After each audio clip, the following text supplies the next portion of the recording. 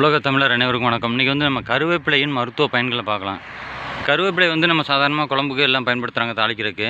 இதுபோக சித்த மருத்துவத்தில் நம்ம எதுக்கெல்லாம் இது பயன்படுது அப்படிங்கிறத நம்ம பார்க்கலாம்.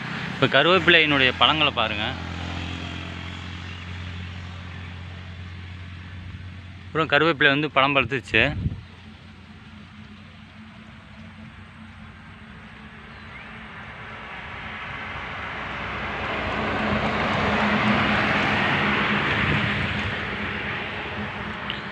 இதனுடைய மருத்துவ பயன்கள் பார்க்கலான்னா, இது வந்து ஒரு காயகற்ப மருந்து, அது பயன்படுது சித்த மருத்துவத்தில்.